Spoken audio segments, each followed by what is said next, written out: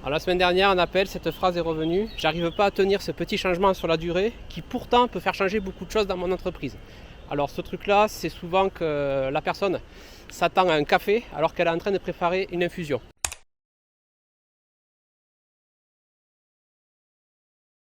Alors je t'explique, j'avais déjà eu cette personne en appel et je lui avais dit essaye d'aller traquer tes journées et essaye de voir si tu peux repérer, voir, un peu comme dans les bilans thermiques des maisons, où part ton énergie, où part ton temps.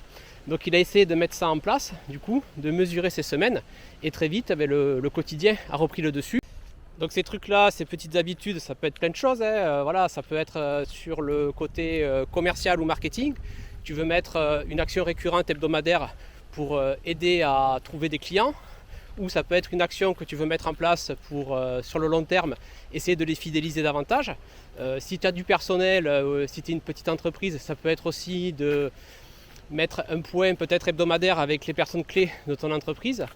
Ça peut être aussi, comme la personne que j'ai eu en appel, d'essayer de mesurer ses journées pour voir un peu mieux où part le temps. Voilà, tu vois, il y a plein de choses qui font que dans ta boîte, souvent, j'appelle ça le mijotage. Ce sont ces petites actions qui semblent pas spectaculaires, mais que si tu arrives à les tenir sur le long terme, ça peut changer beaucoup de choses dans ton entreprise. Et c'est super important aujourd'hui, encore plus en ce moment, comme tu le sais pour les petites boîtes et les indépendants, on est dans une période qui n'est pas facile. Et ces petites actions clés vont pouvoir t'aider à mieux gérer tous les problèmes et les urgences qui vont venir. Donc pourquoi c'est si difficile de mettre en place ces petites habitudes clés qui peuvent pourtant faire une grosse transformation dans nos petites entreprises? La première chose, c'est que le quotidien reprend vite le dessus. Quand on est tout le temps la tête dans le guidon, voilà, qu'il faut gérer les urgences, l'administratif, tes prestations, enfin ta livraison, gérer le fonds de commerce, ça va être aussi le marketing, le suivi client, trouver des nouveaux clients. Il va y avoir aussi de temps en temps prendre un peu de recul pour travailler ta stratégie. Enfin tout ça je t'en parle dans d'autres vidéos.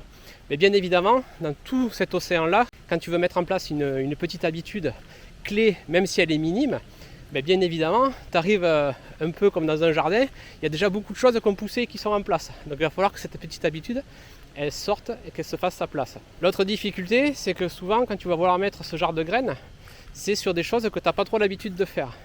En général, voilà, les gens vont avoir ce qu'on appelle un inconfort confortable et un inconfort inconfortable. Et souvent, dans ces petites habitudes clés, alors même si tu es dans le cas d'un inconfort confortable, ça va déjà être difficile parce que ça va demander de la régularité, de ne pas te laisser aspirer par le quotidien. Et même si c'est un truc avec lequel tu es plutôt à l'aise, il y a quand même déjà une certaine régularité à acquérir qui n'est pas, on va dire, le point fort de l'occidental, et encore moins actuellement aujourd'hui avec tous les objets brillants, les sollicitations, les distractions. Ça, encore une fois, je te renvoie de nombreuses vidéos sur la chaîne. Donc par nature, ça va déjà être difficile.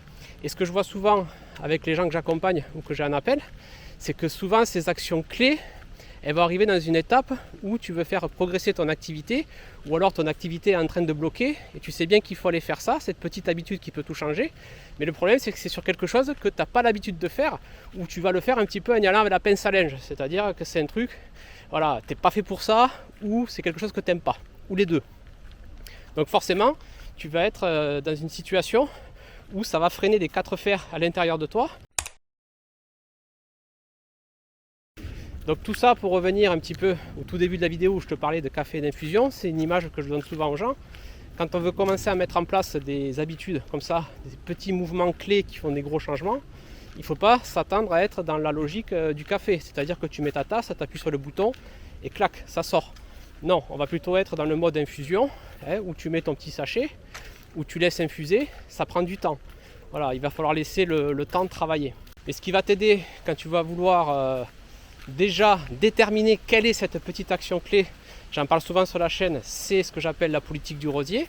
C'est-à-dire qu'il va falloir couper beaucoup de bruit qu'il y a autour de toi, dans ta boîte, dans ton quotidien, voilà, dans ton esprit aussi de chef d'entreprise.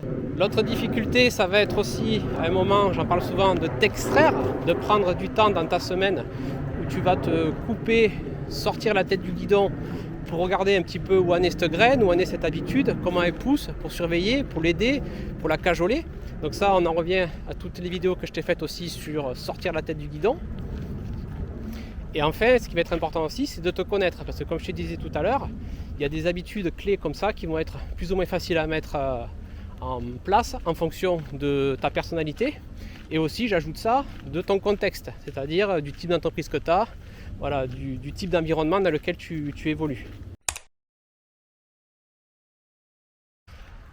Alors le piège aussi, c'est que voilà, quand tu n'arrives pas à faire ce côté, on va dire, infusion, maturation et laisser pousser cette habitude, mais si tu n'y arrives pas, tu peux vite malheureusement t'en vouloir ou te dire oh là là, j'y arrive pas, je suis pas fait pour ça, enfin tout un discours qui va être pas très constructif envers toi-même.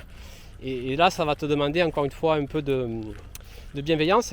Donc quand tu sens que tu es en train de glisser dans ce discours qui malheureusement en plus va être toxique parce qu'évidemment il ne va pas t'aider justement à arriver à faire pousser cette petite habitude clé, moi je vais te donner 3 questions que je me pose et que je pose aussi aux personnes que j'accompagne quand on arrive dans cette situation où la graine n'arrive pas à pousser. Alors la première c'est, tu l'as compris, c'est un peu ce que je t'ai dit tout à l'heure, voilà, est-ce que je ne suis pas en train de vouloir faire du café sur un truc qui par nature relève de l'infusion? Je te donne 2 exemples là encore une fois que j'ai eu récemment. Donc le premier c'est une personne qui me disait ah là là je suis débordé on va dire par mon agenda, il faut gérer le personnel, il faut gérer le commercial, il faut gérer l'administratif et tout. Et le problème c'est qu'avec les nouveaux clients ils faisaient des super devis mais ils ne prenaient pas le temps derrière de faire les relances de devis ou de recontacter et discuter avec les clients. Ça je te renvoie à la dernière vidéo que j'ai fait sur les devis parce qu'encore une fois le devis derrière il y a souvent tout un accompagnement qui va t'aider. Alors bien sûr je parle des devis stratégiques et clés pour ton entreprise, pas pour tous les devis. Mais voilà, on avait travaillé ça avec cette personne, une action clé qu'elle faisait semaine par semaine pour relancer ses devis. Autre problème aussi que j'avais eu avec un artisan un peu dans le même genre, voilà, il me disait je suis tout le temps en train de bosser, tout ça, mais malheureusement je vois bien que je prends plus assez soin de moi et de mes proches. Donc là on avait travaillé sur une graine, une action clé à semer encore une fois toutes les semaines sur le long terme pour rééquilibrer ça. Une autre question aussi que je pose souvent et que je me pose moi-même quand ça ne prend pas, c'est est-ce que tu as laissé suffisamment le temps? Voilà. Ça aussi c'est un truc qui arrive parce qu'en général ce genre d'habitude là quand tu vas les semer au début tu vas peut-être arriver à les faire pousser, c'est génial, tu vas commencer à le mettre en place mais tu vas te dire ah, les effets ils sont pas à la hauteur ou ça met du temps à arriver, alors que voilà, le truc en général va avoir besoin d'un peu de temps pour vraiment sentir les effets. Je te parle souvent de la révision hebdomadaire, moi c'est un truc que je fais toutes les semaines, ça a mis du temps à se mettre en place. J'ai mis du temps à en ressentir les effets, mais cette révision là toutes les semaines de sortir la tête du guidon, ben maintenant je ne pourrais plus m'en passer. Je vois ô combien ça a été stratégique pour mon activité, pour mon bien-être et pour plein d'autres choses autour. Et dernière chose, ça je le mets là aussi parce que c'est un truc que je vois fréquemment. Alors ça je ne l'ai pas trop parce qu'encore une fois je pratique pas mal le yoga donc ça m'aide du coup à avoir cette logique là, mais je vois que c'est un truc qui n'est pas toujours fréquent dans notre société, c'est de ne pas confondre compréhension et intégration. Le yoga, tu peux connaître les postures, tu peux connaître les respirations, et c'est à force de les pratiquer que tu vas en acquérir du coup le ressenti et la finesse. C'est pareil, récemment là j'ai fait un stage de taekwondo, tu as beau connaître les coups de pied sur le papier, mais quand tu les pratiques, c'est pas la même chose. Voilà, il y a vraiment ce truc de laisser infuser encore une fois et d'intégrer le truc en profondeur. Et ça tu vas le voir souvent avec les outils d'organisation, les méthodes, les stratégies, tout ça.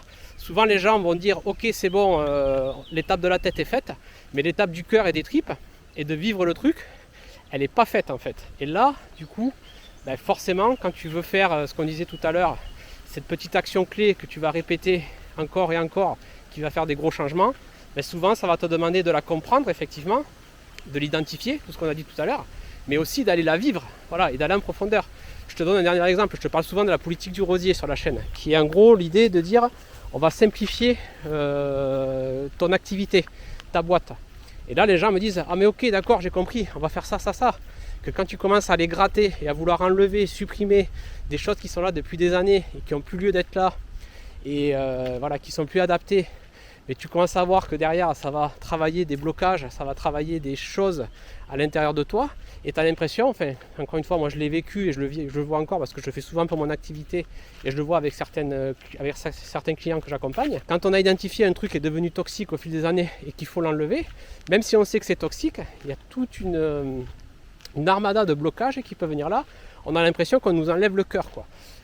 Voilà, c'est par exemple le cas quand on travaille sur le fait d'enlever certaines tâches, d'enlever du coup peut-être certains clients, d'enlever encore une fois certains outils, Parce que quelque part, ou même par exemple de réduire le temps de travail, parce que souvent on va être derrière sur des problématiques d'identité qui sont beaucoup plus profondes, où l'identité c'est un petit peu fusionné avec la tâche et avec l'action.